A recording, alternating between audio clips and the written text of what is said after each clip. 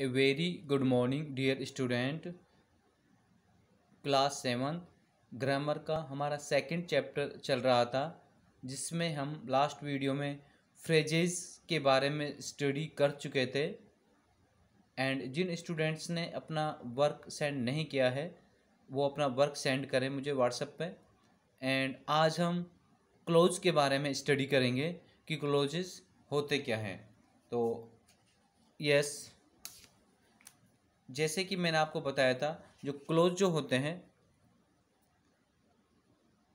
Close is a group of words, एक शब्दों का समूह ही होता है। That has a subject and A predicate, जिसका अपना एक सब्जेक्ट होता है और अपना एक प्रेडिकेट होता है।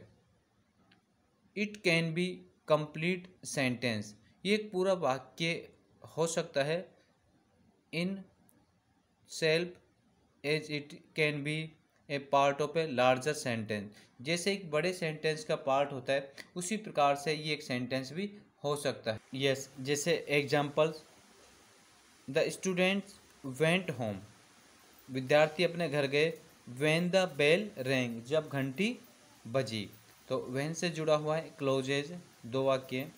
जैसे ऊपर जो सेंटेंस हमने पढ़ा है इसमें टू मेन वर्ब है, एक तो क्या वेंट स्टूडेंट्स गए, और दूसरा रैंग घंटी का बजना, अलोंग विद डिफरेंट ऑब्जेक्ट, अलग अलग ऑब्जेक्ट के साथ, the students and the bell के साथ। इसलिए इस सेंटेंस में कितने क्लोज हैं? दो क्लोज है। यस, अब हम बात करते हैं मेन क्लोज एंड सब क्लोज की। जैसे एक सेंटेंस है, हम इसको ध्यान से पढ़ते हैं। He will get good marks, उसके अच्छे नंबर आ जाते। इफ़ ही वर्क्स हार्ड, यदि वो कठिन कार्य करता है। तो अगर हम जो फर्स्ट सेंटेंस में देखें, he will get good marks, वो अच्छे नंबर लाएगा, तो मैक्स एक कंप्लीट सेंस, इसका एक पूरा अर्थ निकल रहा है अपने आप में।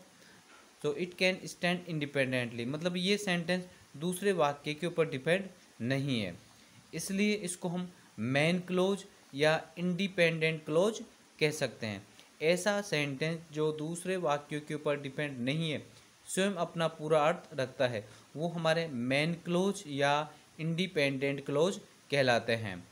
The main close does not depend on the other close for its meaning, क्योंकि जो मेन क्लोज होता है वो अपने अर्थ के लिए कभी भी दूसरे सेंटेंस के ऊपर निर्भर नहीं रहता है। अब हम सेकंड सेंटेंस की बात करते हैं। इफ़ ही वर्क हार्ड, यदि वो कठिन कार्य करता है। It does not make a complete sense, इसका एक पूरा अर्थ नहीं निकलता है, इसलिए हम ये वाक्य जो है दूसरे सेंटेंस के ऊपर डिपेंड करता है अपने अर्थ को पूरा करने के लिए, इसलिए हम इसको डिपेंडेंट क्लोज या सब ऑर्डिनेट क्लोज कहेंगे, मतलब दूसरे के ऊपर आश्रित उपवाक्य।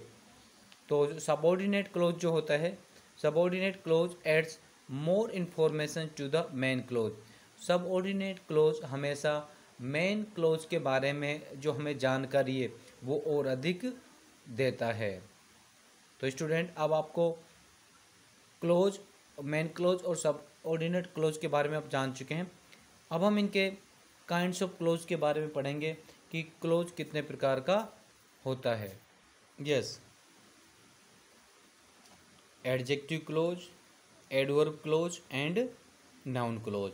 हम इनके काइंड्स के बारे में पढ़ेंगे। So first of all we will discuss about adjective clause, कि एडजेक्टिव क्लोज क्या होता है।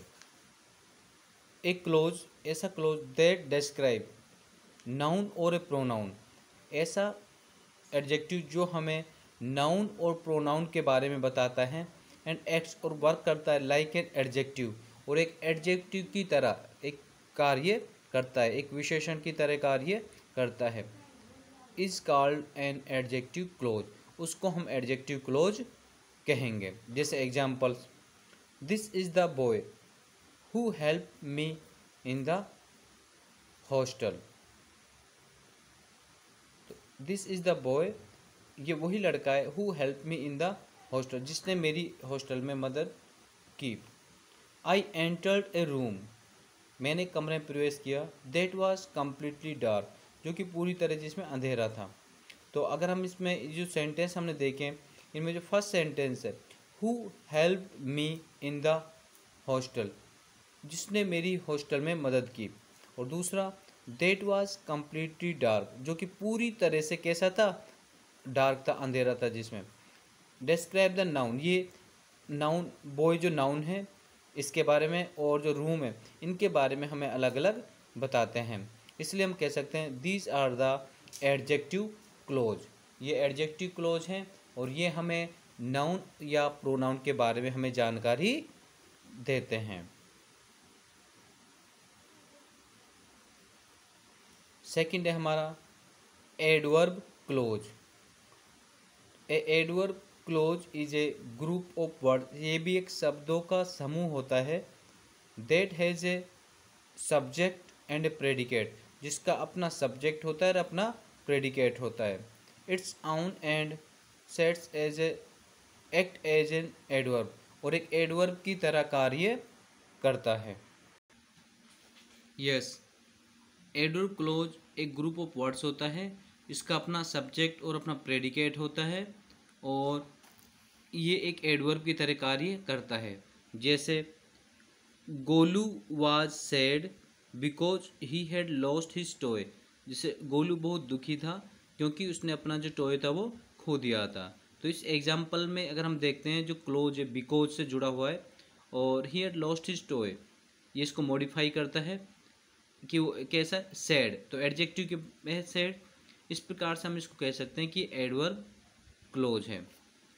अब इसके बारे में कुछ बातें दी गई है जो हम पढ़ेंगे। देखो, एन एडवर्ब क्लोज, जो एडवर्ब क्लोज होता है मॉडिफाई ए वर्ब को मॉडिफाई करता है, एडजेक्टिव को भी मॉडिफाई करता है, और adverb in the main close, main close में जो एडवर्ब है उसको भी मॉडिफाई करता है, और द सबऑर्डिनेट क्लोज, इन सभी को प्रभावित करता है। An adverb close answers, adverb जो क्लोज होता है वो हमेशा ऐसे क्वेश्चंस का आंसर देता है जैसे how, when, where, why, ETC. और जो एडवर्ब क्लोज होता है वो हमेशा किससे स्टार्ट होता है, जैसे because, as if, when, although, since, after, while, until, unless, before आदि से स्टार्ट होता है। अब हमारा लास्ट बचा है नाउन क्लोज। देखो नाउन क्लोज क्या होता है, a noun close is a group of words, noun close भी एक शब्दों का समूह होता है, and which contains a subject and predicate, जिसका अपना एक सब्जेक्ट होता है और अपना एक प्रेडिकेट होता है, and does the work of a noun, और एक नाउन की तरह कार्य करता है। जैसे I know that India will win the match, मैं जानता हूँ कि भारत मैच जीतेगा।